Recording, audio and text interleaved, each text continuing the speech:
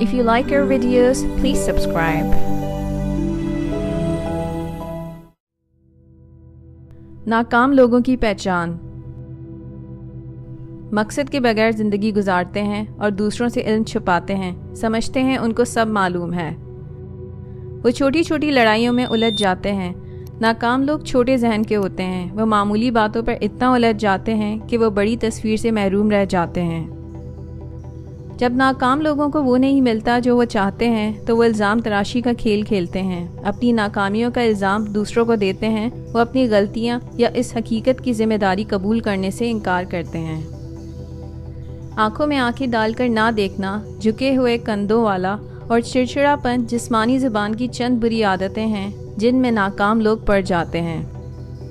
नाकाम तरीन लोग सुनने के बजाय बातें करते हैं। उन्हें यकीन है कि वो ये सब जानते हैं और इसलिए उन्हें दूसरों के इल्म और तजर्बे को जज़्ब करने की ज़रूरत नहीं है।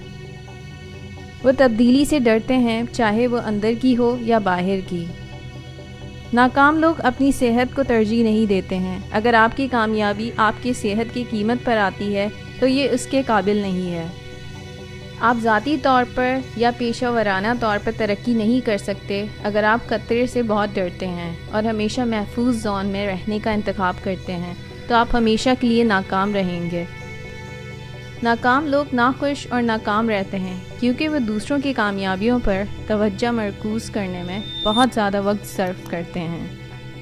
नाकाम लोग आसानी से क्विट कर देते हैं। वो तय करते हैं कि उनकी तय करदा अहराफ को पूरा करना बहुत मुश्किल है या ये कि किसी वजह से वो कामयाब नहीं होंगे।